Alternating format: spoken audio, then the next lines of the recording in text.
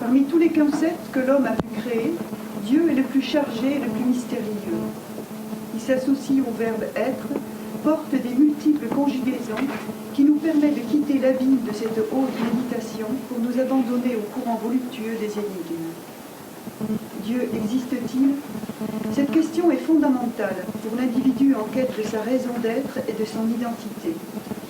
Cette recherche par une spirale infinie n'aura jamais terminé d'ouvrir nos cœurs et de grandir nos consciences. Connaître Dieu est le but de l'âme. Ne sommes-nous pas chacun une signature de l'être unique?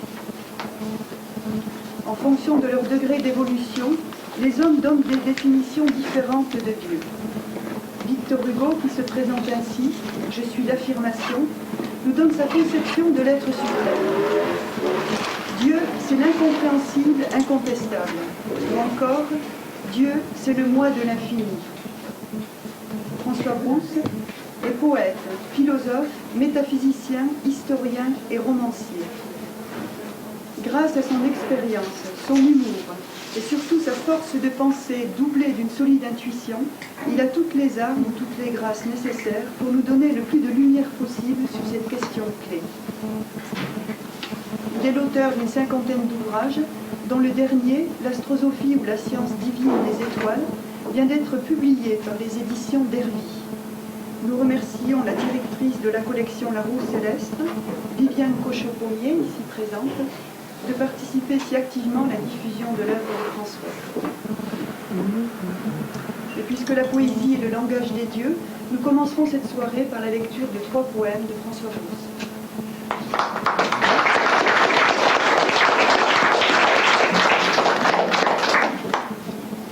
Lettre. J'ai trouvé près des eaux amères un coquillage au feu doré. Le profond des entités mères sera-t-il un jour exploré? J'ai cueilli dans cette forêt la violette des chimères. Mes chants font palpiter aux mers, car je connais le grand secret. J'ai sondé les nuits et les flammes, je sais la naissance des âmes, et pourquoi la souffrance nous mord. J'ai feuilleté l'ultime Bible, j'ai soulevé ton voile, ô mort. Mais Dieu reste inaccessible.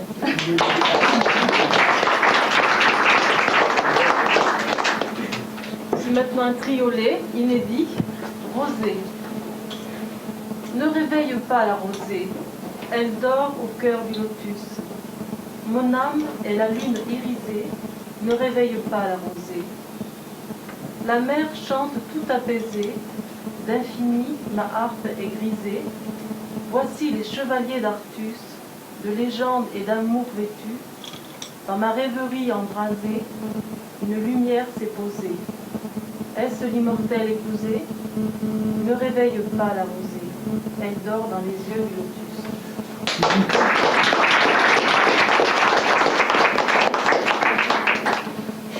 La lumière des dieux sur mon front pur s'élance, et l'on entend les voix enchantées du silence, tandis que, rejetant son menton couleur miel, la Vierge éblouissante épouse l'arc-en-ciel. L'œil sublime adoré, l'éternel balance.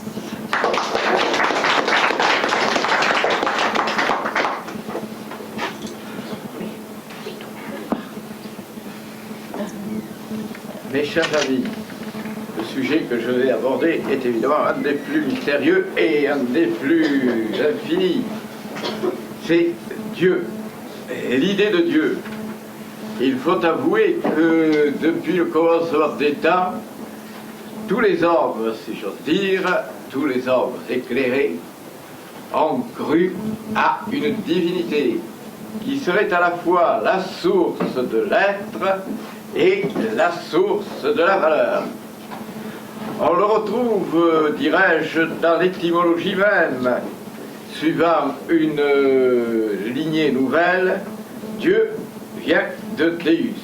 Bon, latin. Lequel latin vient de Zeus, grec.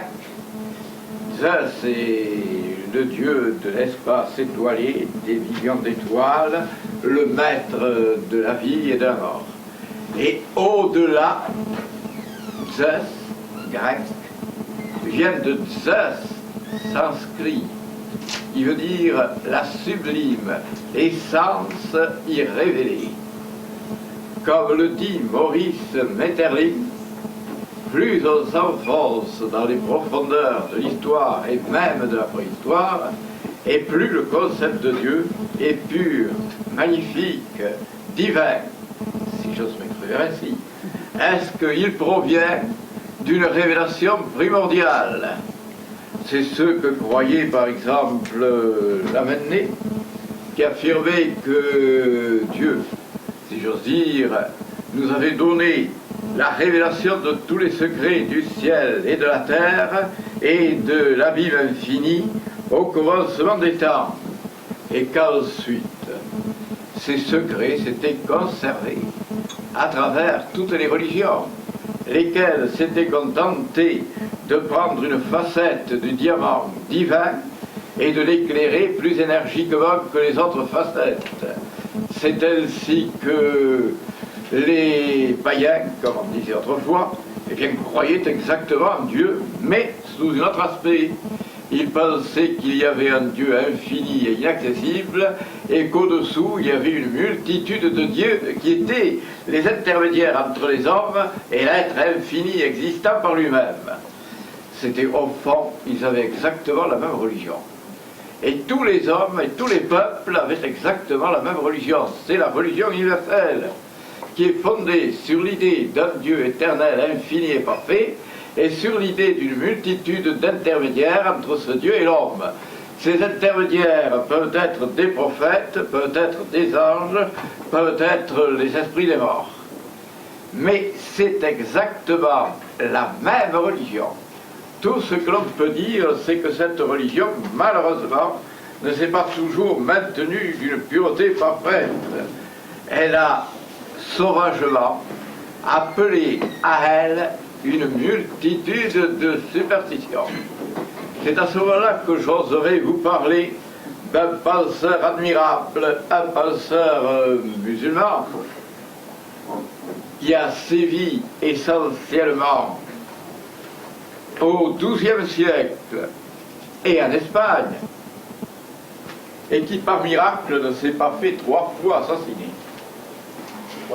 Je veux dire pourquoi 3 fois.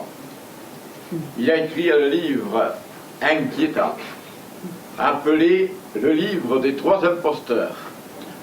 Ou alors, avec une âpreté digne d'un meilleur sort, il déclare que l'humanité a été trompée par 3 imposteurs.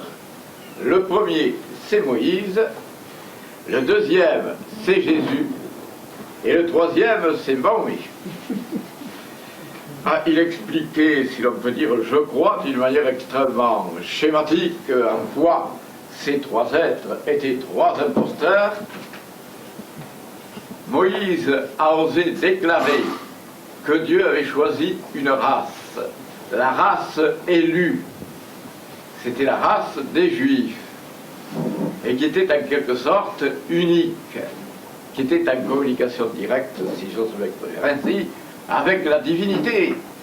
Alors, nous dit Averroès, enfin l'auteur du livre des 3 imposteurs, que toutes les âmes pleines d'ardeur, de vérité et de sincérité appartiennent à la race élue, qu'elles aient encore juives ou encore arabes ou encore chrétiens ou n'importe quel autre cœur.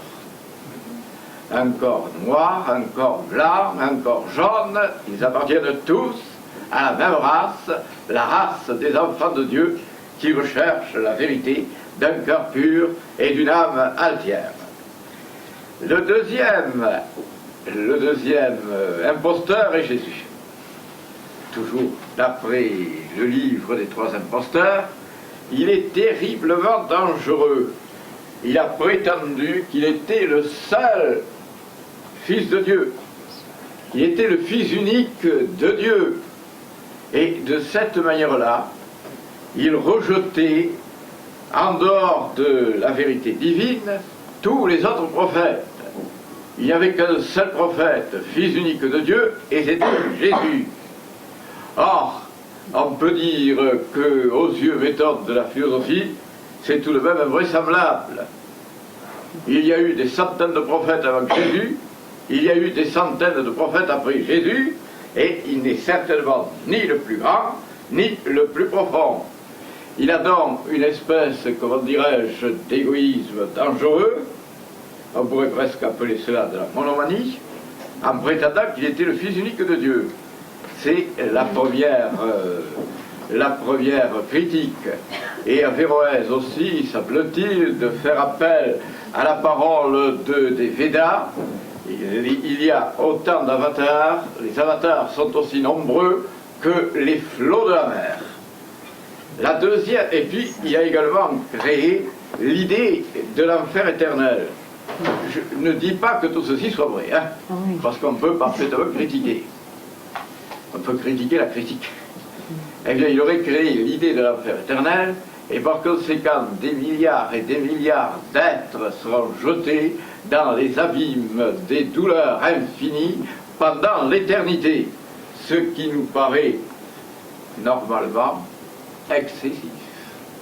Étant donné qu'un être, en admettant qu'il se mette à commettre des crimes dès sa naissance, et qu'il vive 1000 ans en commettant des crimes tous les jours, eh bien, il n'a commis qu'une série de crimes limités.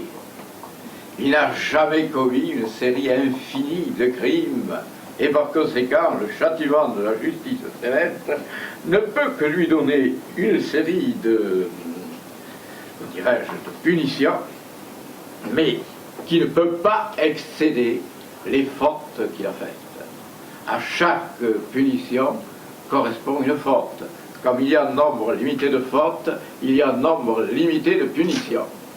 Ensuite, à côté de ces deux éléments, on peut également dire que Jésus n'a pas eu beaucoup d'amitié pour les animaux, alors que le bouddhisme déborde d'amour et de compassion, non seulement pour les êtres humains, mais aussi pour les êtres animaux. Eh bien, dans l'Évangile, il n'y a rien qui puisse appeler à l'amour envers les animaux. Et c'est, semble-t-il, une étonnante lacune. Quant au troisième faux prophète, ce serait Mahomet. Mahomet a proclamé l'idée d'un Dieu éternel, infini et parfait, et sans représentation humaine. En ce sens, on peut dire que sa révélation s'élève très haut et est très pure. Il a également eu une attitude très sympathique, si l'on peut dire, vis-à-vis de Jésus. Il considère que le plus grand de tous les prophètes, c'est lui, Mahomet, mais que Jésus vient après lui. Et que c'est en quelque sorte un prophète admirable. Bon, et par conséquent, il a peut-être plus d'ampleur que les chrétiens, puisqu'il est capable de considérer Jésus comme un prophète, alors que les chrétiens ne considèrent pas du tout Mahomet comme un prophète. Il faut avouer d'ailleurs qu'il y a quand même un être qui le considère ainsi, c'est le prêtre de la révélation d'Arès, et qui va Poté, Michel Poté. Il prétend qu'il y a eu deux grandes révélations, la révélation chrétienne, la Bible, l'Évangile, et la révélation musulmane, le Coran. Alors, en vertu de ces théories, il n'a plus que deux livres maintenant qu'il lit toujours, c'est-à-dire la Bible, l'Ancien et Nouveau Testament, et le Coran. Et tous les autres, il ne daigne même pas les ouvrir. Ce qui prouve déjà que l'on est en plein dans ce que j'appellerais le péché contre l'esprit. Le péché contre l'esprit, entre guillemets, c'est de rejeter toutes les révélations. Or, il n'en admet que deux. Il y a tout de même le Saint-Avesta, il y a tout de même les Védas, il y a les Upanishads, il y a des milliers, si j'ose dire, de livres sacrés qui sont des fontaines intarissables de sagesse et d'amour. Et il semblerait donc que par une fatalité assez inquiétante, beaucoup de croyants finissent par tomber dans une sorte de révolte contre l'esprit et contre Dieu. Attention à ce que je viens de dire, on ne peut pas se révolter contre Dieu. Étant donné que Dieu est de la force infinie, éternelle et parfaite, c'est, comment dirais-je, une folie pure et simple. Maintenant, on peut se révolter contre de fausses conceptions de Dieu. La deuxième mauvaise lueur abordée par Mahomet, c'est le djihad ou la guerre sainte. Puisqu'il possède toute la vérité, il faut que la terre entière soit soumise au sabre de Mahomet et qu'elle soit convertie à l'islam. Et sinon, ou bien si elle n'est pas convertie, il y aurait deux citoyens, un de première zone, c'est-à-dire les musulmans, et les autres de deuxième zone, les convertis. Il faut avouer que cette théorie est un peu inquiétante. Il y a quand même à l'intérieur de l'islam une troisième théorie, si on peut dire, qui me plaît beaucoup, si j'ose dire, et qui est celle-ci. Tous les musulmans sont sauvés, c'est clair, sauf s'ils commettent des crimes prodigieux, mais il suffit de se convertir à l'islam, et vous êtes sûr, à 9 chances sur 10, d'aller tout droit au paradis. Moi, cela me va très bien. À ma qualité, comment dirais-je, de philosophe universaliste, je crois à toutes les religions. Et par conséquent, étant musulman, aussi bien que chrétien, aussi bien que bouddhiste, aussi bien qu'hindouiste, je suis sûr d'être sauvé. À ma qualité de musulman. Vous n'avez qu'à faire comme moi, et vous apaiserez tranquillement vos consciences. Maintenant, revenons à l'idée, si l'on peut dire, philosophique de Dieu. Il y a un être qui s'appelle Pascal, et qui fut un remarquable philosophe chrétien. Les deux termes sont peut-être très difficilement compatibles. Mais enfin, Dieu étant la synthèse de toutes les contradictions, admettons qu'ils peuvent être unis et qu'ils peuvent représenter les deux aspects, la face et le revers d'une même médaille. Eh bien, pour Pascal, il faisait une distinction très nette dans ses pensées, qui ne sont tout de même pas une vérité absolue, et qui ne sont même peut-être pas, ne sont peut-être que les débris d'une pensée beaucoup plus vaste.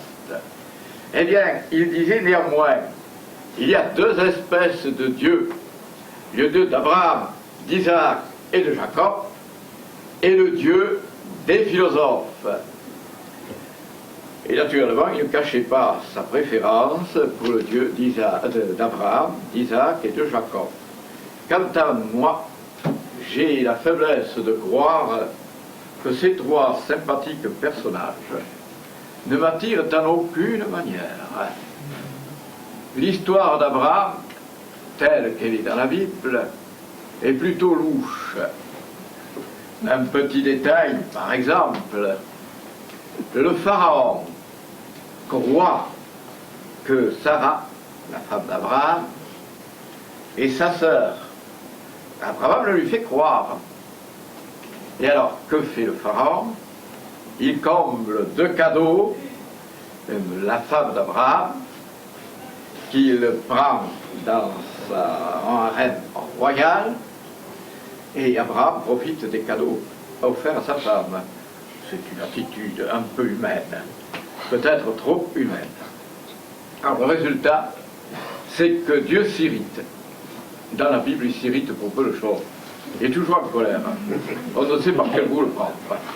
On ne sait comment lui parler. Il est prêt à vous envoyer à tous les diables. Alors, toujours est-il qu'il se met en colère et qu'il frappe de terribles châtiments la malheureuse Égypte. Alors, et le pharaon finit par savoir pourquoi il reproche à Abraham son manque de sagesse, si on peut dire, son manque de franchise, et le renvoie. Bon, et à ce moment-là, les fléaux s'arrêtent. Mais l'attitude d'Abraham paraît au moins un peu louche.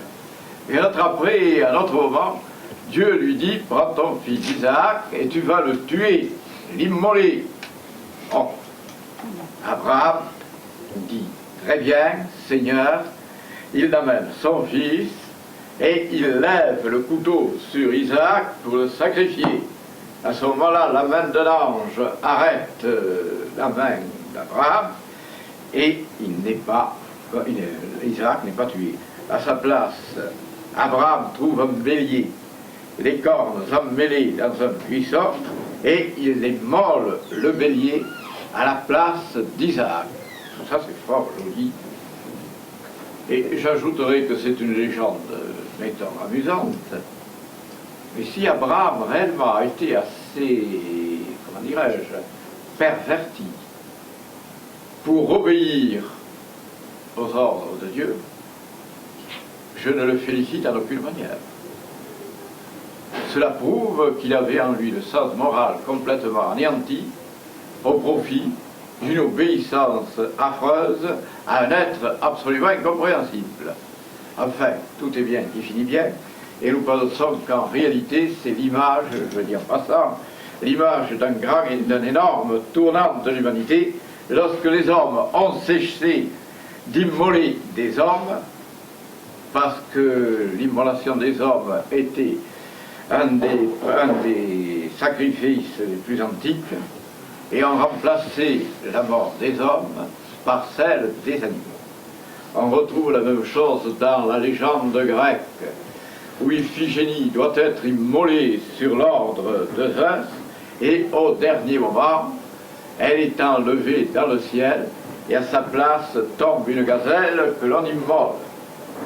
Mais pour nous qui aimons aussi les animaux, pour un bouddhiste qui est plein de compassion pour l'animal, pour un hindouiste qui est également rempli d'amour pour l'animal, eh bien, sans doute, il vaut mieux tuer un animal qu'un humain, mais c'est également massacrer un être vivant. Et par suite, c'est commettre un crime, beaucoup moins grave que le premier, mais un crime tout de même. J'allais dire presque tous les désirs de l'Ancien Testament sont entachés de violence et d'incompréhension. Alors, nous revenons, si vous voulez, à notre sujet que nous n'avons jamais quitté. Ce Dieu-là est-il le véritable Dieu? Le Dieu d'Abraham, d'Isaac. Je reviens pour Isaac, le malheureux est un peu effacé.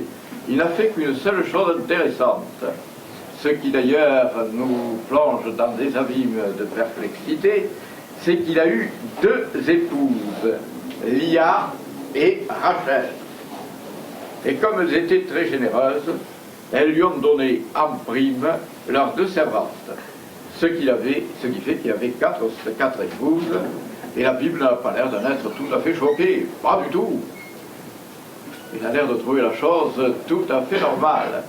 Ce qui d'ailleurs nous ouvre une étrange porte sur la polygamie de la Bible.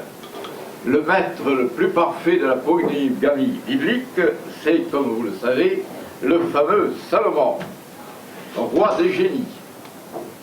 Avec son ami Hiram, roi de Tyr, il a bâti un magnifique, un étonnant, un fabuleux temple qui est le résumé du cosmos et le résumé de l'ascension des âmes vers la divinité.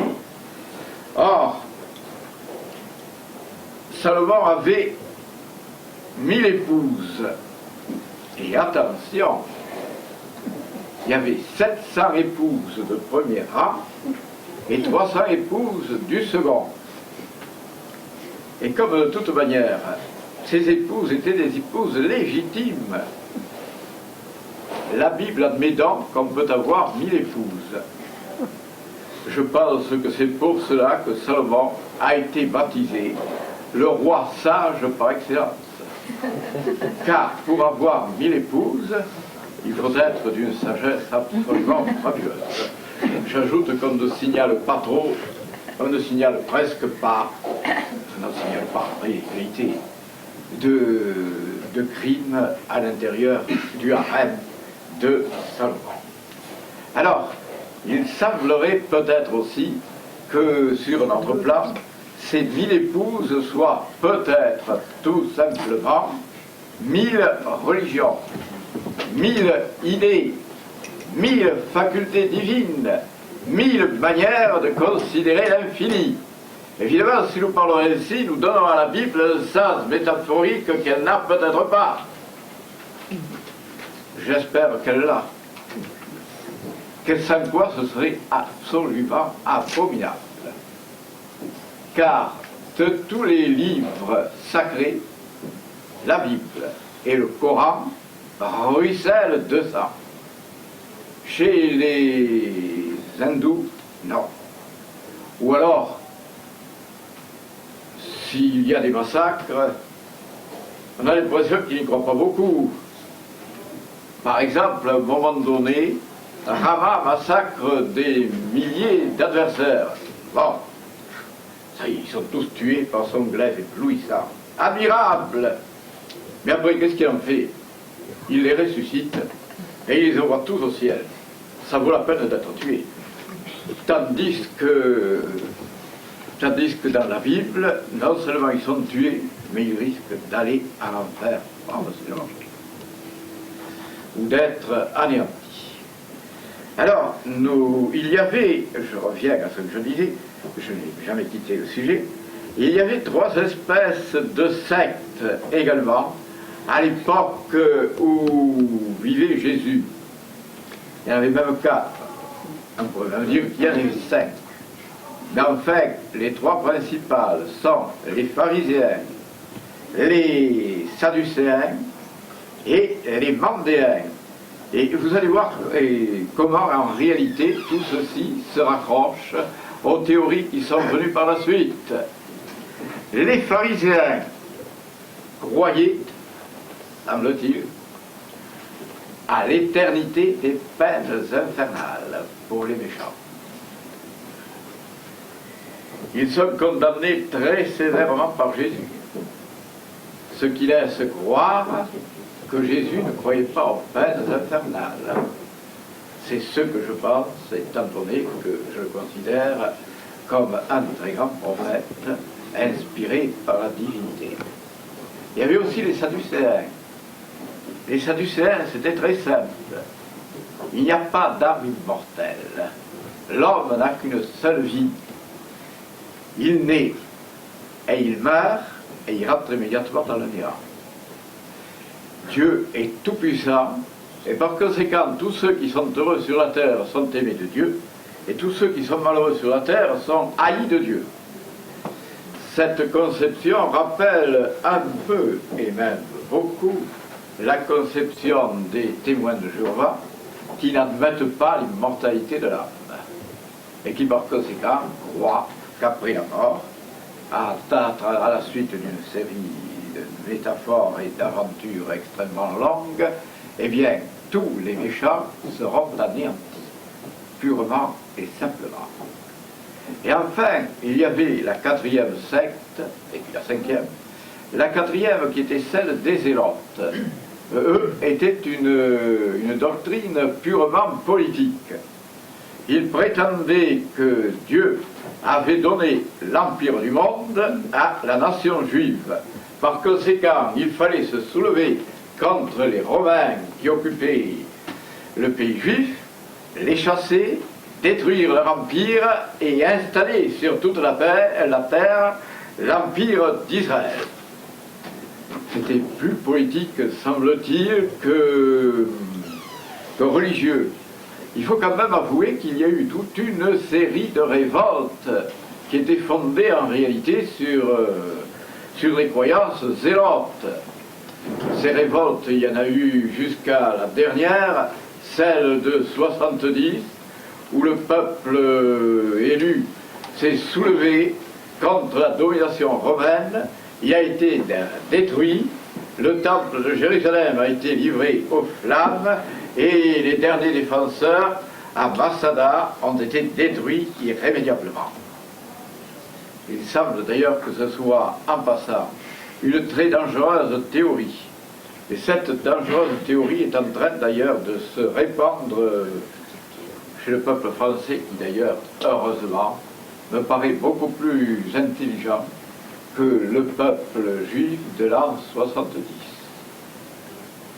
Cette idée, c'est qu'un roi doit venir qui détruira toutes les républiques et mènera le peuple français, à la fois catholique et royaliste, à la conquête du monde.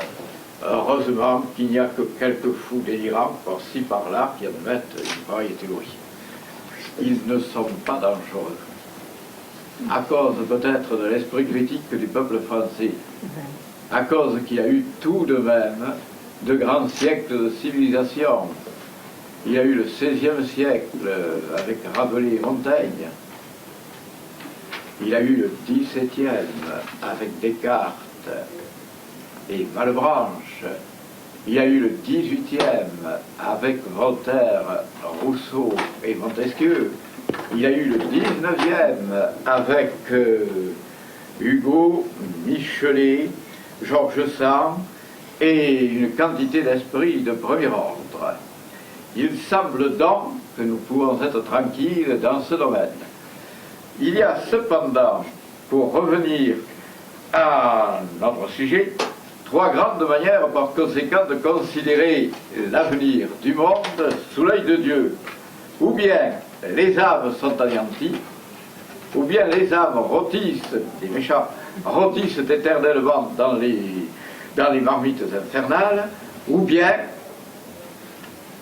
la troisième théorie remonte cette fois-ci à la théorie des Esséniens.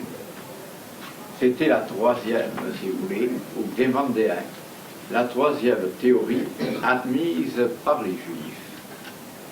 Les Mandéens admettaient qu'il n'y avait pas d'enfer éternel, qu'il n'y avait pas non plus d'anéantissement des âmes, mais que les âmes volaient de corps en corps jusqu'au moment où elles atteignaient la perfection. Il leur fallait peut-être des milliers d'existences, mais toutes finiraient par entrer dans la lumière apaisante de Dieu. Cette doctrine paraît infiniment plus belle, plus juste, plus vaste que la théorie d'un Dieu bourreau qui pour l'éternité tenaille ceux qui ne lui ont pas obéi, ou la théorie d'un Dieu bourreau aussi, qui se contente cette fois-ci de les tuer, sans les torturer. Il les tue pour l'éternité, mais au moins il ne les torture pas. J'ajouterai que les théories des témoins de Jéhovah et de tous les êtres qui croient à l'anéantissement des méchants, tout cela remonte, semble-t-il, à Zoroastre, eh bien cette théorie est quand même supérieure à la théorie de l'enfer éternel. Alors, en somme, nous revenons à ces trois théories, et à y rester, j'en ai dit quatre en réalité. Quelle est la vraie? Pour ma part, je vous le dis très nettement, c'est celle des Mandéens, ou encore des Esséniens. Mais comme les hommes risquent de sombrer dans l'erreur, eh bien régulièrement, l'éternel esprit, qui est en même temps la lumière parfaite, envoie sur la terre des prophètes qui secouent de leurs torches d'intelligence des flambeaux d'amour, de sagesse, de beauté, de joie et de justice, et apprennent tout ceci à la pâle et triste humanité. Vous allez me dire, ils perdent bien leur temps. Pas exagéré.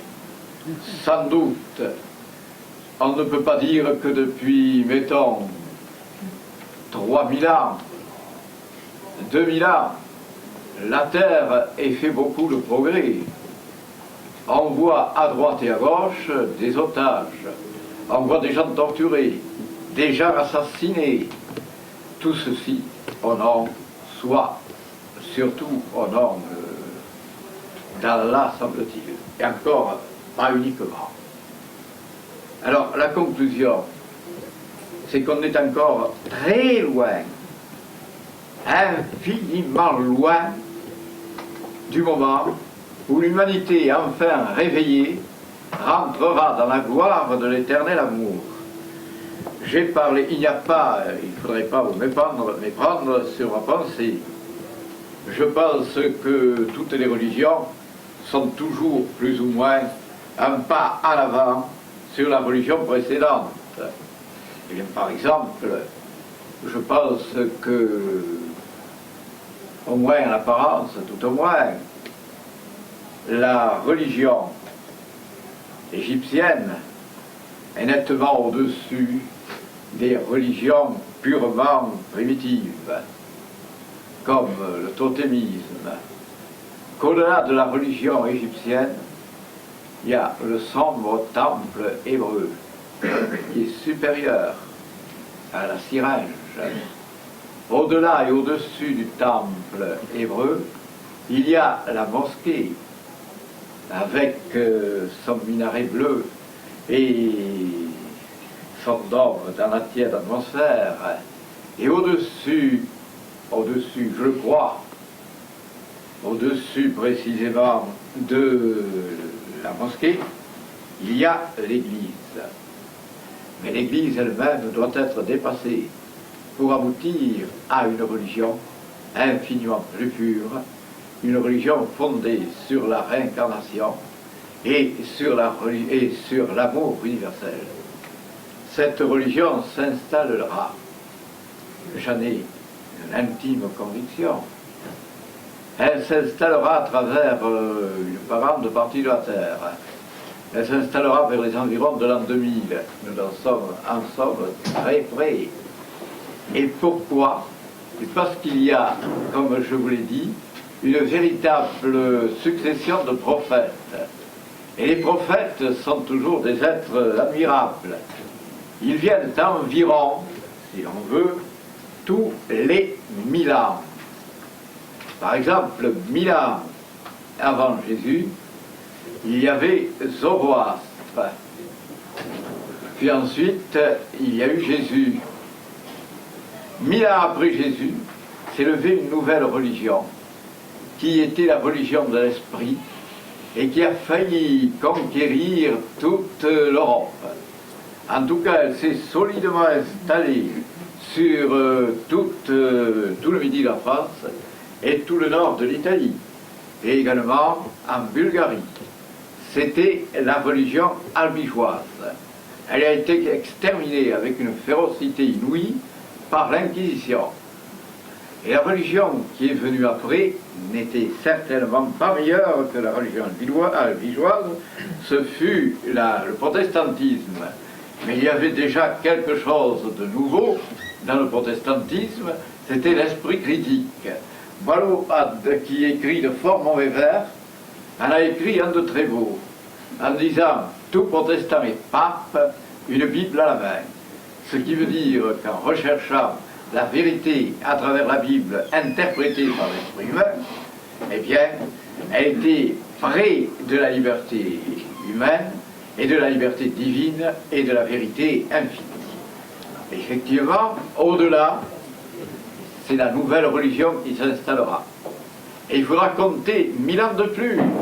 Nous avons vu que 1000 ans après Jésus, nous avons 1000 ans, c'est-à-dire l'albigéisme, et 1000 ans après l'albigéisme, nous arrivons à l'an 2000. Et c'est bien à ce moment-là qu'un maître nouveau, un grand prophète, surgira et répandra sur la terre entière sa doctrine. Est-ce que cette doctrine sera admise partout? Je ne crois pas. Mais il y aura peut-être quelque chose comme 800 millions de fidèles qui seront capables peut-être de faire basculer toute la terre vers quelque chose de meilleur. Je ne dis pas, attention, je ne dis pas que ce sera l'âge d'or. Et je ne dis pas non plus que l'humanité deviendra subitement meilleure. Nous sommes dans ce qu'on appelle le Kali Yuga, c'est-à-dire la fin des âges. Les hindous développent ceci très bien, et ils pensent qu'il y a eu l'âge d'or, en gros comme chez nous, l'âge d'argent, l'âge de cuivre et l'âge de fer. Nous sommes actuellement dans l'âge de fer. Et dans cet âge, c'est la décadence de tous les êtres. La décadence de l'esprit, la décadence de l'intelligence, la décadence de la vérité, la décadence des mœurs. Et on peut dire qu'il est difficile de trouver une période plus satanique que la vôtre. On torture avec une violence inouïe, on tue avec une violence inouïe, et chez tous les peuples de la terre, ou presque. Maintenant, il y a un léger espoir. Il semble que les dictatures tyranniques tombent de tous les côtés.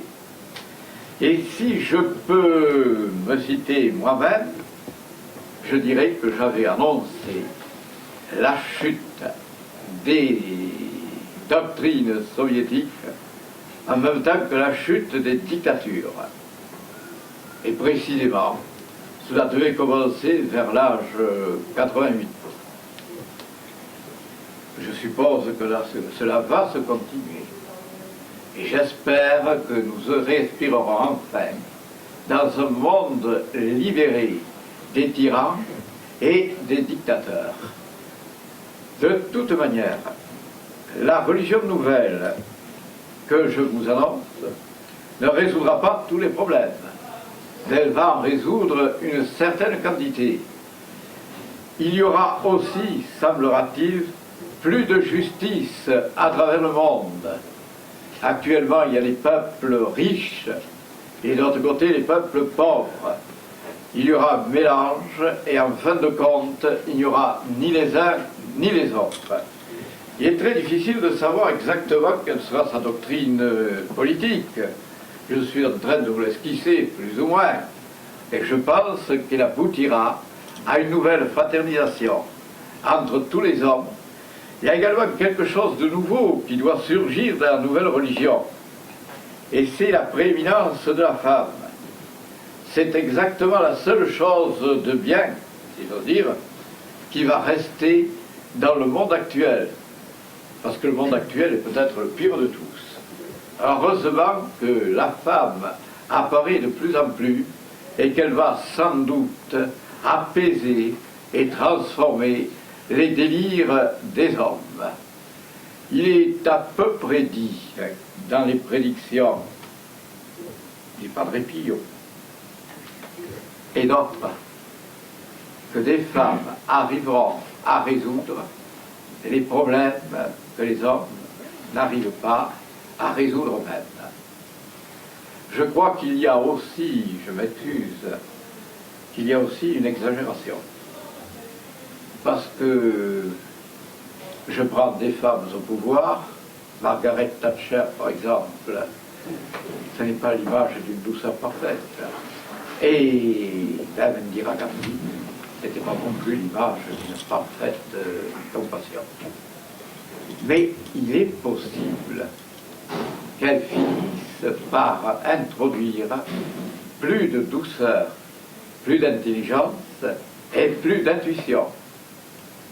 Je vous ai dit que le Padre Pio avait prédit qu'une femme arriverait en Europe et peut-être en Amérique à résoudre tous les problèmes que les hommes n'ont pas été capables de soulever.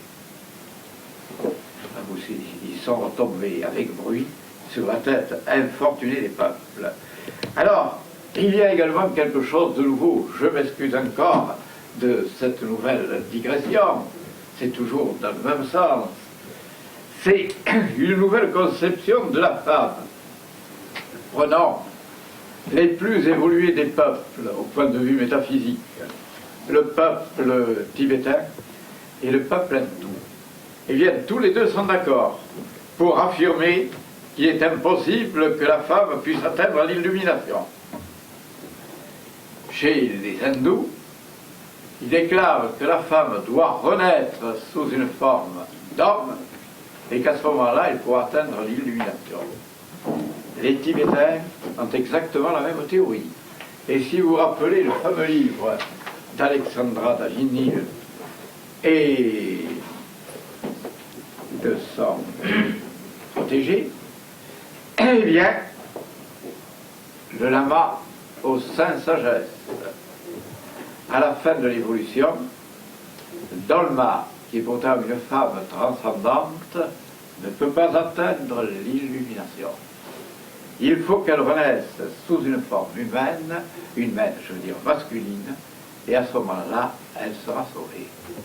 Or, je pense que cette doctrine est parfaitement fausse et que la femme a toutes les qualités, tout comme l'homme, pour recevoir l'illumination dans cette vie. Elle peut devenir divine dans un corps féminin. Et je pense aussi que la prochaine religion, celle des Nocs, répandra cette idée de la, comment dirais-je, de la supériorité médiumnique, intuitive de la femme. Alors, cela nous donne l'idée que dans l'avenir, à côté du grand maître dont je vous ai parlé, le nouvel Enoch, il y aura aussi une grande maîtresse, je veux dire, une femme qui aura atteint l'illumination. Cette femme semble bien être née. Elle est née, semblerait-il, vers l'an 1982, est encore très jeune, mais elle atteindra l'illumination et formera par conséquent une nouvelle prophétesse capable de guider les hommes vers la perfection. Il y aurait donc deux grands prophètes, un prophète et une prophétesse. Et j'espère qu'il y en aura une plus grande quantité. À mes yeux, pour être sauvé, la méthode est extrêmement simple. Il faut d'abord être non violent. Et j'avoue que c'est extrêmement difficile, car à chaque instant, on est confronté contre la violence des autres. Et souvent, on se demande comment en sortir, sinon par une autre violence. Eh bien, il faudrait arriver à la théorie de Gandhi qu'il vaut mieux être crucifié que crucifieur et tué que tueur, et comment devrais-je, emprisonné qu'emprisonneur. Et ça, c'est la première. Et la deuxième des méthodes, c'est à mon avis le végétarisme. On peut dire que tous les grands maîtres ont été végétariens, à part quelques maîtres contestataires comme peut-être Jésus et probablement Victor Hugo. Mais tous les autres sont nettement végétariens. Le végétarisme coule à plein bord dans la Bhagavad Gita. Le végétarisme coule à plein bord dans les livres du Bouddha. Le végétarisme coule à plein bord également dans les livres des pythagoriciens. Pythagore est un grand sage et il avait affirmé que tous les êtres qui en principe mangent de la viande vont se retrouver enfermés dans le corps des animaux. C'est une vérité qui me paraît tout à fait valable. Elle a été reprise par Apollonius de Tyane et reprise aussi par les albigeois.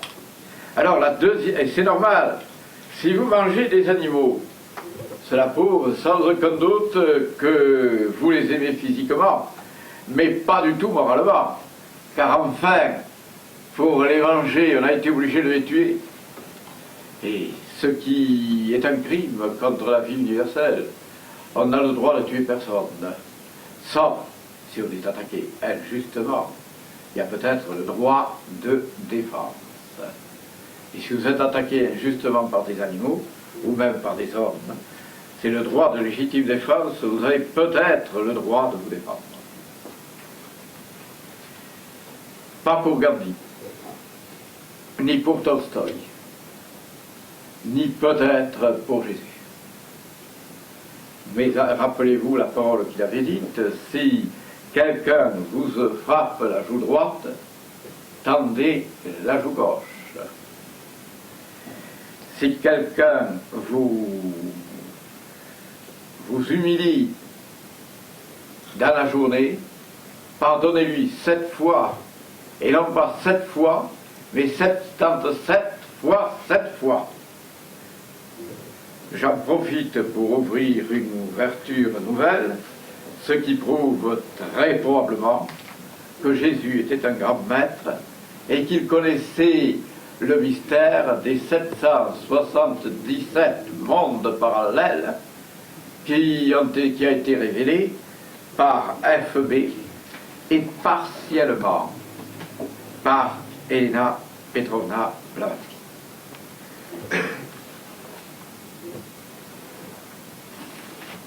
La troisième, si j'ose dire la troisième nécessité, c'est d'avoir un maître. Et là, c'est extrêmement difficile, parce que immédiatement, on pense qu'on n'a pas besoin de maître. On est tellement bien élevé, on est tellement bien senti, on se prend pour le sommet de l'univers, nous n'avons donc pas besoin de maître. Eh bien, c'est une doctrine vraie et fausse. Elle est vraie, en ce sens qu'il y a bien un homme sur 1 million ou sur 100 millions qui n'a pas besoin de maître, car dans des vies antérieures, il a connu toutes les vérités, et par conséquent, en naissant ici, toutes les vérités conquises et acquises dans des vies antérieures, il les retrouve dans la vie actuelle. C'est vrai, mais il y en a un sur 10 millions, peut-être 50 millions. Quant aux autres, ils sont obligés d'avoir un maître. Le maître est un guide. Il leur montre le chemin pour atteindre l'illumination. C'est à nous de suivre ce chemin. Et c'est notre libre arbitre qui nous permet d'atteindre au bout de ce chemin de lumière et de splendeur. Mais nous pouvons aussi le rejeter. C'est d'ailleurs pourquoi il est impossible au maître de prendre le karma des autres. Il ne prendra jamais sur lui le karma des autres, ça ne sert à rien. C'est eux-mêmes qui doivent détruire leur propre karma. Vous vous rappelez d'ailleurs l'histoire de Babaji dans l'autobiographie d'un yogi, où il prend brusquement un brandon enflammé et brûle l'épaule d'un de ses disciples, qui regarde tout à fait étonné. Et le maître lui dit: je t'ai brûlé cette épaule, car dans ton karma, tu devais périr dans les souffrances et les flammes. Cette légère brûlure a empêché un supplice effrayant. C'est ce que peut faire en effet le maître. Il pourra vous donner les méthodes et en même temps prendre sur lui une partie, pas prendre sur lui, il pourra diminuer votre karma sans le prendre sur lui. Il le diminuera simplement par la force de son magnétisme transcendant. La troisième, si vous voulez, méthode, c'est que le maître est donc nécessaire, et on ne le croit pas. Pourquoi? Par orgueil, tout simplement.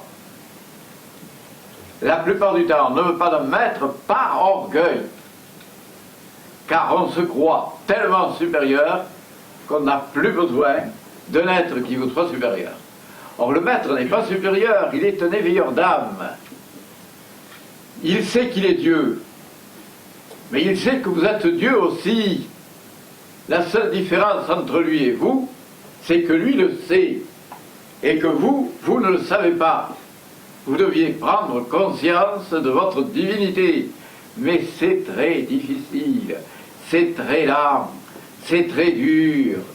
Par exemple, si l'on commence à dire à des chrétiens traditionnels, vous êtes Dieu, ils parlent immédiatement d'un orgueil démoniaque. On a beau leur dire qu'il n'y a pas d'orgueil démoniaque, puisque le prophète dit qu'il est Dieu, mais il dit aussi que vous êtes des dieux, y compris le chrétien, y compris le musulman, y compris celui que l'on voudra. Nous sommes tous des dieux et nous nous prenons pour des phénomènes de chimie ambulante, ou bien pour des reflets de la société. Nous sommes tous des dieux, nous sommes tous les enfants du Très-Haut. C'est, comment dirais-je, la troisième ou la quatrième vérité qu'il faut savoir. Et nous arrivons également à une autre vérité qui est celle de comprendre que les morts sont des vivants. Les vivants, les morts sont des vivants, les vivants sont des morts. C'est très exactement une vérité. Et à travers tous les âges, on a appris la prééminence de l'esprit et aussi la survivance de l'âme. On la trouve dans toutes les religions, dans le côté secret de toutes les religions. Un côté secret de toutes les religions, même dans l'islam, on le retrouve aussi. On trouve que toutes les âmes seront sauvées et on le retrouve à l'intérieur de quelque chose de bizarre d'ailleurs, hein? Des religions druzes et aussi des soufis. Les soufis admettent que tous les êtres sont divins et que tous les êtres seront sauvés. Ils admettent aussi la réincarnation et ils admettent aussi la loi du pardon universel. On retrouve les mêmes idées chez les druzes, souvent plus ou moins transformées. Mais enfin, les druzes croient à la réincarnation, ils en sont totalement persuadés, mais ils croient malheureusement qu'on n'évolue que par le courage. Ils laissent de côté la compassion. Mais pour eux, il est certain que l'on doit tous être réincarnés jusqu'au moment où on atteindra tous, avec plus ou moins de lenteur, le paradis primitif. Il semblerait donc qu'à travers une multitude de croyances, les mêmes idées réapparaissent. Quant aux vivants et aux morts, il y a des rapports depuis la plus haute antiquité. Par exemple, Confucius croyait que l'on pouvait communiquer directement avec les morts. Les Japonais le croyaient aussi. Et on peut dire que Lao Tzu également. Il n'existe peut-être pas de doctrine où l'on ne puisse pas communiquer directement avec les morts. Maintenant, ce que deviennent ces morts, les doctrines changent, mais l'essentiel subsiste. Il y a même la doctrine étrange des yézidis, ou, comment dirais-je, adorateurs du diable, qui prétendent qu'on crée d'abord l'homme, et que l'homme, par son libre arbitre, peut être bon ou mauvais. S'il est bon, il s'incarne dans des animaux nobles, comme le cheval, comme le taureau, pour aboutir jusqu'à l'animal parfait qui est le pan, et le pan lui-même va devenir un être androgyne qui sera purifié dans l'éternel paradis de lumière et de compassion. C'est une doctrine un peu bizarre, hein, tout à fait bizarre, mais nous revoyons en quelque sorte réapparaître l'idée du salut à la fin des temps. Alors, nous revenons maintenant à la distinction de Pascal et aux objections que l'on peut faire. La première objection que l'on peut faire à l'idée de Dieu, elle est, comment dirais-je, terriblement donnée par Cicéron. Cicéron a déclaré ceci: vous dites que Dieu est infiniment bon et infiniment puissant. Or, le mal existe. Si le mal existe, ou bien Dieu l'a voulu, et alors il est infiniment puissant, mais s'il n'est pas infiniment bon, ou bien il ne l'a pas voulu, et le monde existe malgré lui. Alors il est infiniment bon, mais il n'est pas infiniment puissant. L'objection paraît de taille.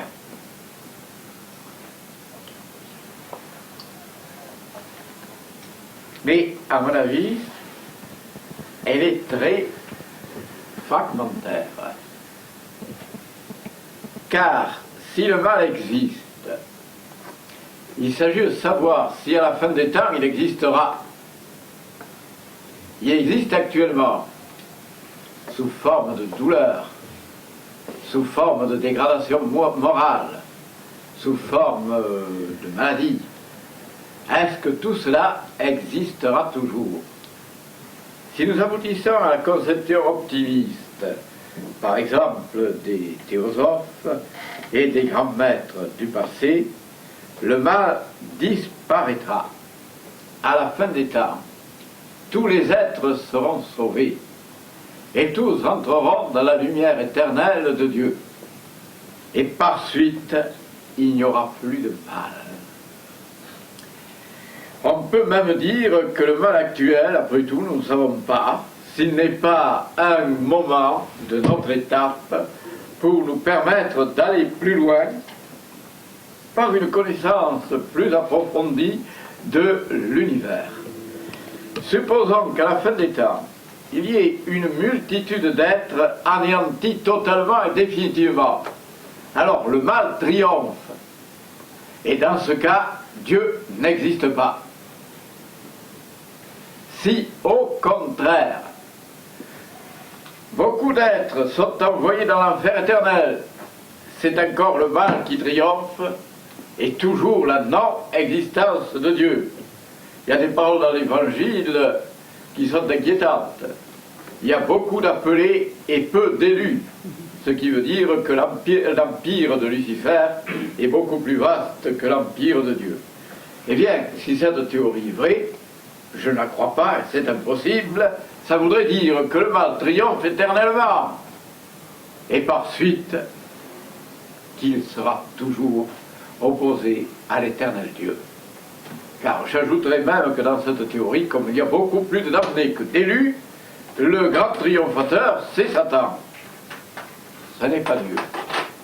Si on supprime l'idée de l'enfer éternel, et si on la remplace par l'idée des évolutions successives, jusqu'au moment où tous les êtres, quels qu'ils soient, seront sauvés, à la fin des temps, le mal n'existera plus. Et par conséquent, la bonté de Dieu et la puissance de Dieu sont unis dans des épousailles célestes. Oui, le troisième, mais pourquoi y a-t-il tout cela? Ah, je vais vous citer évidemment la parole de Hugo, que vous connaissez tous. Dieu n'a créé que l'être impondérable. Il le fit gracieux, pur, candide, adorable, mais imparfait. Sans quoi, sur la même hauteur, la créature étant égale au Créateur, cette perfection dans l'infini perdu se serait avec Dieu mêlée et confondue. Et la création, à force de clarté, en lui serait rentrée et n'aurait pas été. La création sainte, où rêve le prophète, pour être aux profondeurs, devait être imparfaite. Donc Dieu fit l'univers fit le mal. À travers précisément ce qu'on peut appeler justement la liberté humaine. Il existe en effet, je dirais qu'il existe en effet trois espèces de forces errantes dans le monde, la providence, la fatalité et la liberté humaine. La providence s'exprime par l'amour, la sagesse, la beauté, la justice, toutes les vertus divines, et par l'arrivée des grands maîtres qui prennent le monde dans leurs bras et l'élèvent comme une offrande vers la divinité. Quant à la fatalité, elle s'exprime par le karma qui nous rive dans le passé à des fautes que l'on a oubliées et qui nous contraignent à commettre des erreurs et des imperfections. Toutefois, arrive la troisième puissance, la liberté humaine. Nous pouvons choisir, et l'homme est libre. C'est une des vérités, comment dirais-je, que je qualifierais d'absolue. L'homme est libre. Et la liberté humaine est le reflet de la toute-puissance divine. Ce qui explique qu'il puisse, malheureusement, parce qu'il est libre, choisir le mal plutôt que le bien. Mais quand il aura choisi le mal des centaines et des milliers de fois, il finira par s'en lasser. D'autant plus que le mal a toujours des arrière-goûts amers. Il est très difficile de trouver des êtres heureux parmi les êtres méchants. C'est même impossible. Ils sont presque tous tristes et désespérés. Et même s'ils arrivent à une joie que l'on peut qualifier d'une joie démoniaque, elle ne sera jamais que passagère. Il y a, semble-t-il, le seul être qui soit heureux sur la terre, c'est celui qui n'a pas de doute. Il a supprimé la notion du doute. Si je parle de moi, par exemple, il m'est absolument impossible de douter de l'existence de Dieu. Et si des milliards d'individus me disaient que Dieu n'existe pas, je ne peux pas dire que l'objection me toucherait, il n'y a pas d'objection. C'est une affirmation négative. Eh bien, je les enverrai tout simplement à l'école maternelle, où ils commenceront à comprendre peut-être l'existence d'un principe qui est à la fois principe de l'être et principe de la valeur. Il y a d'ailleurs quelque chose d'extrêmement curieux. Je ne dis pas que c'est une preuve de l'existence de Dieu. On peut en donner. Mais par exemple, vous dites que tout est fondé sur la cause et l'effet. Il y a un déterminisme absolu. S'il y a un déterminisme absolu, tous les faits actuels sont des effets, et des effets de causes antérieures. Mais s'il y a un déterminisme absolu, ces causes antérieures, à leur tour, sont les effets de causes encore plus antérieures.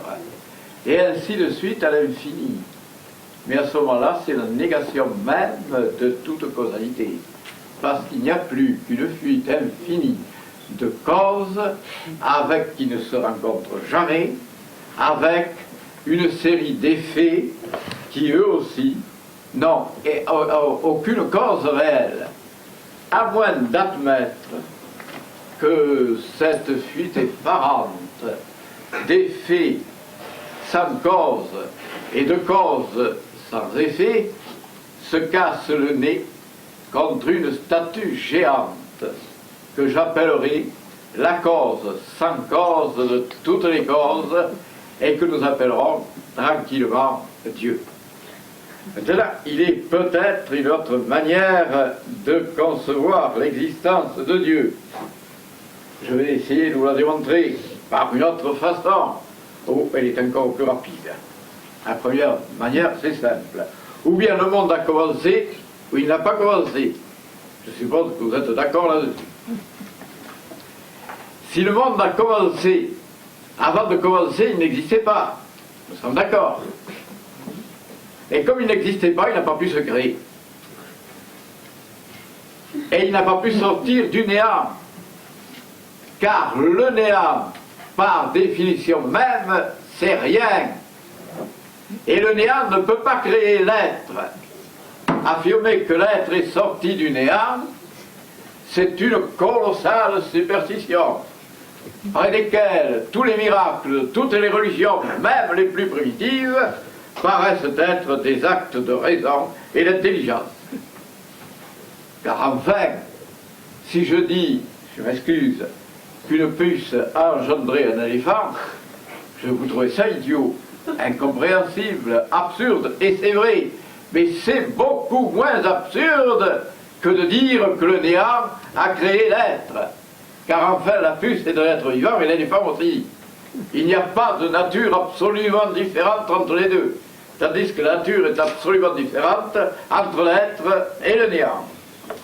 Alors, sous peine d'aboutir à l'absurdité, on est obligé d'admettre qu'un Dieu créateur, dans la première hypothèse, si le monde a commencé, qu'un Dieu créateur a tiré l'être du néant.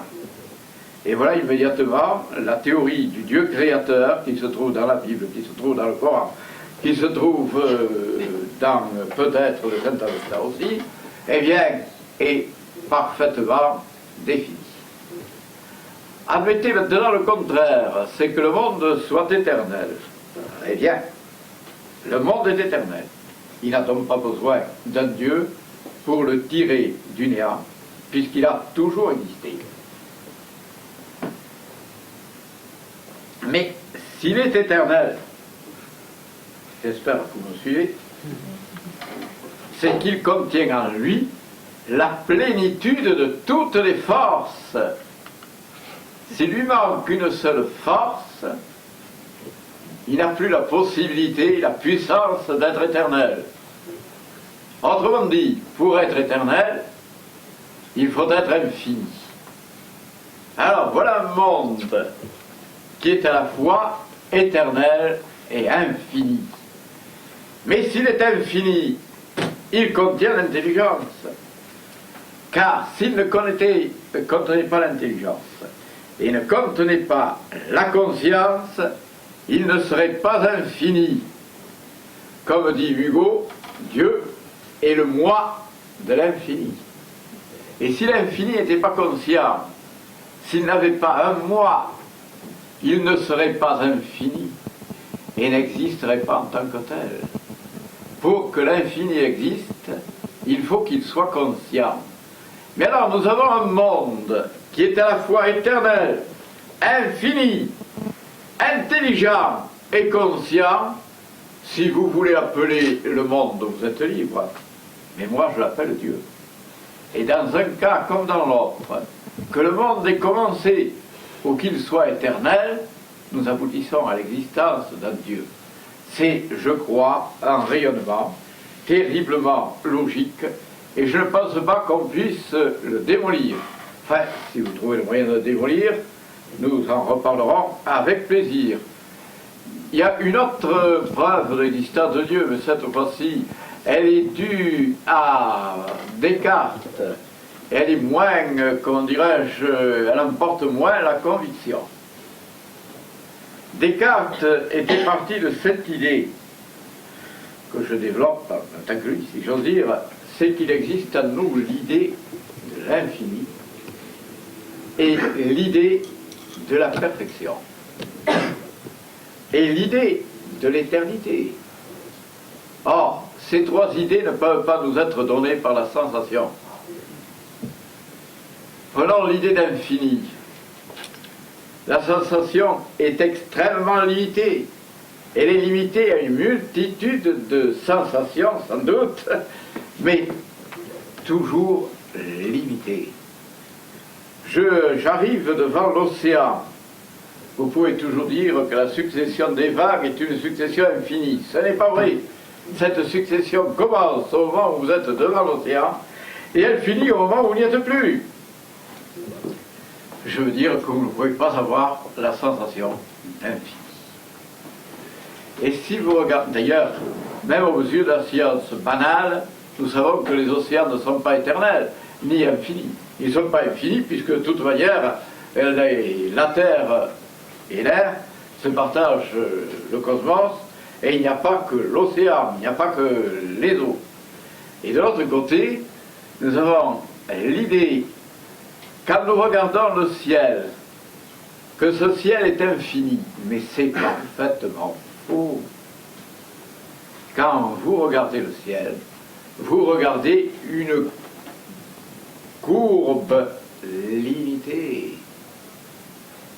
À tel point d'ailleurs que tous les peuples primitifs considèrent le ciel comme une espèce de grande coupe à fromage, si j'ose dire, sous laquelle bouillonne l'humanité. Ils considèrent que le firmament est quelque chose de solide, que c'est du cristal, et qu'on ne peut pas aller au-delà. Eh bien, si nous allons au-delà, c'est que nous avons déjà l'idée d'infini, qui est au-delà de nos sensations. Et cette idée ne nous est pas donnée par nos sensations, elle les dépasse considérablement. L'idée d'infini, et donc, ne peut pas nous être donnée par le monde extérieur. Est-ce qu'elle peut nous être donnée par le monde intérieur? Bien, d'après Descartes, nous ne sommes pas infinis. La preuve en est que nous ne connaissons pas une multitude de choses. La preuve en est que notre puissance est limitée. Alors, si l'idée d'infini ne provient pas du monde extérieur, si elle ne provient pas du monde intérieur, d'où provient-elle? D'après Descartes, elle provient de Dieu, qui lui est un infini, nous a donné à nous l'idée d'infini. C'est la marque de l'ouvrier sur son ouvrage. C'est en quoi l'homme ressemble à Dieu. Et on peut avoir le même raisonnement pour l'idée d'éternité. L'éternité, nous ne voyons rien qui soit éternel, rien. Tous les êtres que nous connaissons, nous les voyons mourir les uns après les autres. Les montagnes changent de forme. Les eaux, les rivières peuvent se tarir. En tout cas, comme disait un philosophe grec, on ne se baigne pas 2 fois dans le même fleuve. Ce ne sont jamais les mêmes eaux, ni extérieures, ni les mêmes eaux des vagues sensorielles internes. En réalité, l'idée d'éternité n'existe qu'en nous. Elle ne peut pas nous être donnée par le monde extérieur. Il y a bien Fontenelle qui disait de mémoire de rose, on n'a jamais vu mourir un jardinier. Ça, j'en sais rien. Hein. Parce que les roses se multiplient indéfiniment, il y a toujours des roses et il y a des millions de jardiniers qui sont morts. Et j'ajouterais que tous les jardiniers actuels mourront. Les roses aussi, mais elles se renouvellent. Et par suite, la théorie de l'image de Fontenelle est très jolie, mais elle ne paraît pas complètement convaincante. Vous allez me dire qu'aussi qu'on se souvient ou on ne se souvient pas des jardiniers précédents. Enfin, quoi qu'il en soit, voilà l'idée d'éternité qui n'est pas plus donnée par le monde extérieur que l'idée d'infini. Alors, par qui peut-elle être donnée? Elle est donnée par un être éternel qui a imprimé en nous l'idée d'éternité. J'ajoute, pour compléter Descartes, c'est peut-être aussi parce que notre âme est immortelle et qu'elle nous donnera inévitablement l'idée d'éternité. On n'aurait même pas besoin de faire intervenir la puissance divine pour nous donner cette idée, car elle est en nous. Nous sommes réellement des êtres immortels, et par conséquent, l'idée d'éternité, qui est une idée sans commencement et sans fin, peut prendre naissance dans l'idée d'immortalité, qui est l'idée d'un être qui commence et ne finira jamais.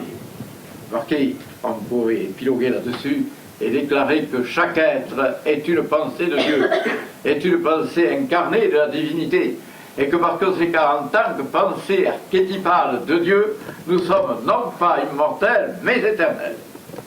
Mais enfin, cette pensée archétypale peut très bien jeter des images sur les planètes qui sont nous-mêmes, c'est-à-dire les êtres humains avec leur âme.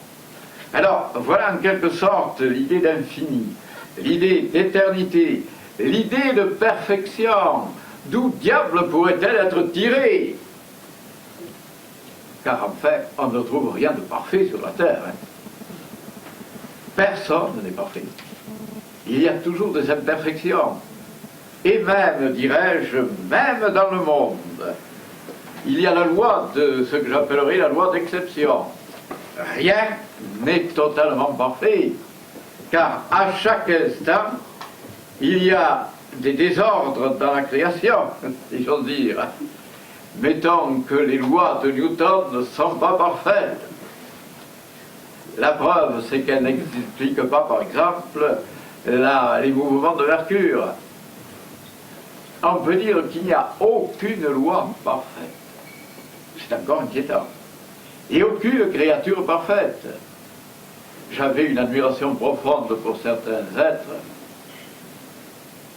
Mettons, comme je suis de mauvaise humeur, si j'ose dire, je ne suis pas du tout. Ce n'est qu'une manière de parler. Mettons Krishnamurti. Eh bien, on s'est aperçu par la suite qu'il n'était pas parfait du tout. Il y a d'énormes qualités, mais il est très, très, très loin de la perfection. Nous prenons, oui, il a commencé par dire qu'il croyait qu'il avait reçu l'initiation de Sanat Kumara, puis a déclaré que le rapport entre le maître et le gourou était une abomination. Il a commencé par dire qu'il croyait à la réincarnation, puis ensuite il a dit qu'il n'y croyait pas. Alors il faudrait s'entendre. Cet être qu'on aurait pu croire assez près de la perfection ne l'était pas du tout. Je prends un autre être très près de la perfection, qui serait Aurobindo Ghosh, grand poète, grand écrivain, grand penseur. Il a quand même osé affirmer qu'il a porté à l'homme l'immortalité physique. Or, il est mort. Ce qui prouve qu'il n'était pas parfait. Et on peut parler de presque tous les maîtres, ils ne sont pas parfaits.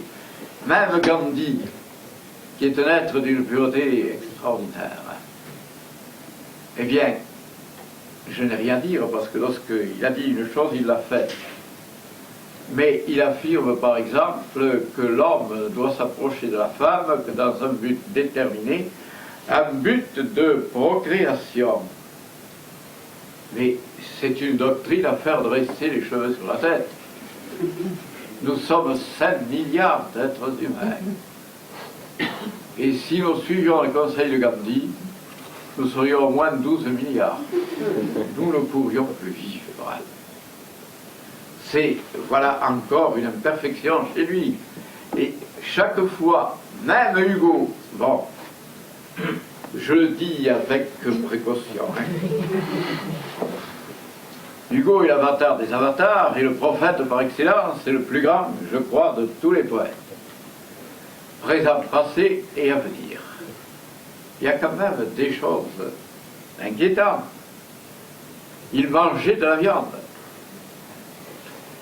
Or, pour un maître parfait, c'est inconcevable. J'avoue qu'il y a une réponse, hein? Mais cette réponse est une réponse sans être absolument. Cette réponse, c'est qu'il était parfait. Et que par conséquent, au pur, tout est pur. Étant parfait, il pouvait se permettre n'importe quoi. Et il l'a fait. Mais enfin, de manière générale, même si l'on creuse Hugo, on s'aperçoit qu'il approuve le végétarisme. Et qu'il déclare qu'on n'est pas plus étonné de voir, on ne serait pas plus étonné de voir des corps d'hommes écorchés vifs que de voir des corps d'animaux pendus au croc des boucheries. Il le dit avec une espèce de brutalité terrifiante. Or, le problème, c'est que très probablement, on sait tout à fait qu'il était contre la chasse, qu'il était contre la pêche, semble-t-il, et qu'il était également contre la guerre, bien entendu. Alors, néanmoins, on ne le trouve pas absolument parfait. Il n'y a pas d'être parfait sur la Terre. S'il y en avait, il cesserait d'être terrestre et rentrerait directement dans le royaume de la gloire de Dieu. Alors, ce n'est pas la Terre qui nous donne l'idée de l'infini. Elle ne nous donne pas non plus l'idée de l'éternité. Elle ne nous donne pas non plus l'idée de la perfection. Ces trois idées viennent de l'essence divine de l'homme qui ira normalement, tôt ou tard, vers l'infini, vers l'absolu et vers la perfection. Et si elles ne viennent pas de l'idée de l'homme, de la possibilité infinie des pouvoirs de l'homme, elle provient, si nous en croyons Descartes, de Dieu qui a imprimé la marque de son génie sur son ouvrage, c'est-à-dire l'homme. Nous allons, si vous voulez, il y a peut-être d'autres idées à débattre, oui. Car enfin, on peut se demander pourquoi on est malheureux. Je l'ai expliqué, semble-t-il, à travers la théorie de l'impossibilité pour le fini d'être parfait. sans quoi il se confondrait avec la perfection. Alors, quelles sont les autres objections contre l'existence de Dieu? Que ce n'est pas prouvé, sans doute. Nous l'avons prouvé sur le plan de la raison. Nous pouvons le prouver également sur le plan du cœur, car comme il est le bonheur et l'amour infini et la justice, nous pensons qu'elle existera inévitablement. Mais y a-t-il une preuve, comment dirais-je, physique? Mais demander une preuve physique de Dieu, c'est, comment dirais-je, un peu contradictoire. Comment peut-on, à travers la science, qui est fondée sur des phénomènes passagers et relatifs, comment peut-on prouver l'existence d'un être qui est éternel et absolu? C'est totalement impossible. Comme d'ailleurs, on ne pourra pas prouver peut-être son existence. Je pense qu'on peut la prouver sur le plan de l'illumination supérieure, mais jamais sur le plan de la science pure. La science pure nous dit peut-être que Dieu peut exister. C'est une théorie inattendue qui est fondée sur l'idée de l'évolution indéfinie des êtres. Dans cette conception extrêmement progressiste et extrêmement optimiste, la force universelle a d'abord créé les pierres, les rochers. Puis ensuite, à partir des pierres, des rochers, elle a créé les plantes, qui sont un degré dans l'évolution normale de la vie universelle. Puis après les plantes, elle a créé les poissons. Après les poissons, elle a créé les reptiles. Après les reptiles, elle a créé les oiseaux. Après les oiseaux, elle a créé les mammifères. Après les mammifères, elle a créé l'homme. Et bien, pourquoi ne pas continuer? Nietzsche a aperçu que l'homme était une dérision, une honte par rapport au surhomme qui doit le succéder. Mais si le surhomme, lui aussi, sera une dérision, une honte douloureuse par rapport au super surhomme, et si le monde est éternel, et si le monde est infini, que va-t-il arriver? Eh bien, après le surhomme, il y aura un archange, et après l'archange, un surarchange, et ainsi de suite. Et il arrivera un moment où Dieu sera créé. C'est une théorie très optimiste. C'est-à-dire qu'après avoir créé des hommes, des anges, des dieux, eh bien, on finira par créer Dieu. C'est-à-dire un être infini et parfait. Il ne sera pas éternel, il sera immortel, puisqu'il a commencé à naître. Mais enfin, ça, c'est une hypothèse, comment dirais-je, terriblement optimiste, qu'après tout, mais peut-être pas absolument fausse. Elle me paraît contradictoire, parce qu'il me paraît difficile de faire sortir l'éternité de ce qui est passager. Mais enfin, c'est une hypothèse. C'est une hypothèse optimiste, mettons vaguement scientifique, qui peut être totalement scientifique même, mais qui n'est certainement pas vraie. Elle est inférieure à l'idée de l'être éternel existant par lui-même. Ah, il y a une autre théorie, cette fois-ci très inquiétante. C'est que Dieu serait déjà né. Il serait déjà né dans la suite des évolutions prodigieuses du monde éternel. Et qu'il serait maintenant en train de mourir. C'est l'idée de Gérard de Nerval. Il supposait que Dieu allait mourir. Et Hugo lui a répondu que Dieu, n'étant jamais né, ne pourra jamais mourir. Et qu'il est éternel. Et qu'il confond une chute momentanée de l'évolution universelle avec la destruction du principe de la vie infinie qui est Dieu. Donc voilà les deux ou trois théories. Maintenant, il y a une troisième assez amusante aussi. mais elle revient à la première. C'est-à-dire que la technologie arrivera à des créations formidables. Elle arrivera à rendre l'homme éternel. Et après, elle finira par créer un esprit éternel.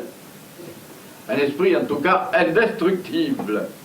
Et c'est la technologie humaine qui va créer la divinité. Dans l'avenir, elle sera capable de créer un esprit indestructible et tout-puissant. Je ne pense pas que cette théorie soit vraie.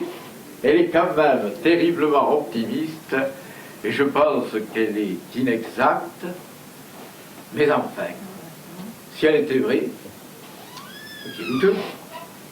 De toute manière, Dieu éternel, infini et parfait et infiniment bon, s'il n'existe pas actuellement, existera plus tard grâce à la technologie et à la science. Nous avons rapidement évoqué les principales idées, si l'on peut dire, et les principales objections que l'on peut faire de Dieu. Peut-être l'objection que l'on fait habituellement est celle-ci d'ailleurs. Elle est enfantine. Je suis malheureux, donc Dieu n'existe pas. C'est évidemment extraordinairement naïf. Il faudrait savoir s'il n'y a pas, avec la même comment dirais-je, erreur, celui qui est parfaitement heureux, momentanément, lorsque tous ses désirs sont assouvis, peut très bien dire « je suis heureux », donc Dieu existe. Dans un cas comme dans l'autre, on confond son nombril avec le centre de l'univers d'où jaillissent les mondes et les âmes. Alors, comme je vous l'ai dit, on ne pourra en être sûr qu'à la fin des temps. Si réellement le mal subsiste éternellement avec l'enfer, à mon avis, Dieu n'existe pas. Et si le mal subsiste éternellement avec la destruction des méchants, Dieu n'existe pas davantage, mais puisqu'il existe, ce sera le salut de tous les êtres, depuis l'atome jusqu'à la galaxie. Je terminerai, si l'on peut dire, par quelques vers que je cite de mémoire. As-tu vu méditer les ascètes terribles? Ils ont tout rejeté, Talmud, Coran et Bible. Ils n'acceptent aucun des Védas, comprenant que le vrai livre s'ouvre au fond du ciel tonnant et que c'est dans l'azur plein d'astres que flamboie le texte éblouissant d'épouvante et de joie. Ils sont absorbés par la vue effrayante de Dieu. Ce texte est extrêmement beau et je demanderai à mon aide de lire la dernière page de Religions et religions. La toute dernière. Oh, la dernière page du dernier poème. Il est peut-être un peu long. Oui. Dans ce gouffre au zénith resplendit une flamme. Au centre de lumière, un centre de lumière inaccessible est là. Hors de toi, comme en toi, cela brille et brilla. C'est là-bas, tout au fond, en haut du précipice. Cette clarté toujours jeune, toujours propice, jamais ne s'interrompt et ne pâlit jamais. Elle sort des noirceurs, elle éclate au sommet, la haine est de la nuit, l'ombre est de la colère. Elle fait cette chose inouïe, elle éclaire. Tu ne l'éteindrais pas si tu la blasphémais. Elle inspirait Orphée, elle échauffait Hermès. Elle est le formidable et tranquille prodige. L'oiseau l'a dans son nid, l'arbre l'a dans sa tige. Tout la possède, et rien ne pourrait la saisir. Elle s'offre immobile à l'éternel désir, et toujours se refuse et sans cesse se donne. C'est l'évidence énorme et simple qui pardonne. C'est l'inondation des rayons, s'épanchant en astre dans un ciel, en rose dans un champ. c'est ici, là, partout, en haut, en bas, sans trêve, hier, aujourd'hui, demain, sur le fait, sur le rêve, sur le fourmillement des lueurs et des voix, sur tous les horizons de l'abîme à la fois, sur le firmament bleu, sur l'ombre inassouvie, sur l'être, le déluge immense de la vie. C'est l'éblouissement auquel le regard croit. De ce flamboiement naît le vrai, le bien, le droit. Il luit mystérieux dans un tourbillon d'astres. Les brumes, les noirceurs, les fléaux, les désastres fondent à sa chair démesurée, et tout, en sève, en joie, en gloire, en amour, se dissout. S'il est des cœurs puissants, s'il est des âmes fermes, cela vient du torrent des souffles et des germes qui tombent à flot, jaillit, coule, et de toutes parts sort de ce feu vivant sur nos têtes épars. Il est, regarde âme. Il a son solstice, la conscience. Il a son axe, la justice. Il a son équinoxe, et c'est l'égalité. Il a sa vaste aurore, et c'est la liberté. Son rayon d'or en nous, ce que l'âme imagine. Il est, sans fin, sans origine, sans éclipse, sans nuit, sans repos, sans sommeil. Prenons ce ver de terre à créer le soleil.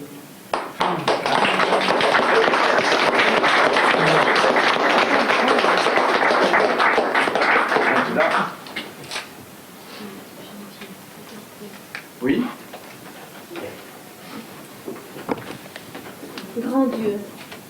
Grand Dieu que la lumière lasse, car elle est trop lente à tes pas, donne-nous l'immuable espace et les étoiles du trépas. Ce sont les sources d'étincelles, les femmes au regard divin, ce sont les idées éternelles que nul n'évoquerait en vain. Leurs vastes ailes nous ombragent, elles tendent leurs mains de feu, et dans les nuages sauvages, nous montons au suprême lieu. Là, chantent les dieux et les mondes, dans un inaltérable été. Là, tombent les sèves profondes, et se dresse l'éternité. Au puits d'azur nous irons boire, quand s'effacera loin de nous, ainsi qu'une écume illusoire, la vie et ses sombres remous.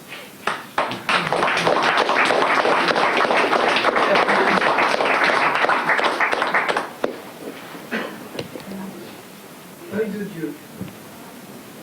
Une étoile à 6 rayons brille et brindille au-dessus d'une prairie entièrement tissée de trèfles à 4 feuilles. 5 licornes gambadent, jouent et se mordillent joyeusement, tandis que l'étoile tressaute comme un cœur exalté. Quand une licorne interrompt ses jeux et broute les trèfles bénéfiques, on entend un long grondement souterrain. Alors le tremblement de terre naît dans la prairie et se propage jusqu'aux extrémités inquiètes de la planète. Son frisson déracine les trônes des rois noirs et fait jaillir du sol des obélisques de cristal qui réfléchissent en 1000 images l'étoile à 6 rayons dont le regard embrase l'univers. Œil de l'âme, œil du monde, œil de Dieu.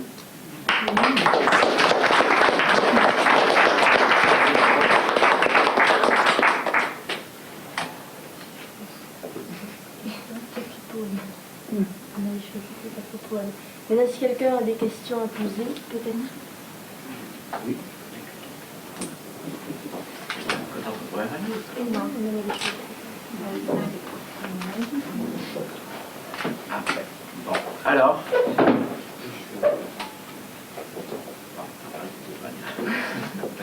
Ça, c'est vous qui l'avez écrit, Religion des religions? Non, c'est un certain Victor Hugo. Je n'y suis pour rien. Je décline toute responsabilité. Mais ce livre est d'une beauté extraordinaire. Ah, je ne voyais pas la montée dessus. Oui. Il est en réalité de Hugo. Un livre qu'il a écrit et qui a paru et disparu. Mais c'est un des livres les plus courts d'ailleurs, et peut-être les plus beaux de génie surhumain. Il a écrit à la fin de sa vie, je crois. On le trouve dans le commerce. Comment? On le trouve encore dans le commerce. Oui, on le trouve. Ah, d'accord. Dans les œuvres complètes de Hugo, vous le trouvez. Dans ses poésies, par exemple, il y a 3 tomes qui se trouve à la collection du Seuil, par exemple, eh bien vous trouvez les absolus. Il y a également une autre collection, vous avez des poèmes, un seul volume de 1000 ou 2000 pages, vous avez toutes les poésies de Hugo. Et vous avez notamment, justement, Religions et religions. Une autre question, si vous voulez?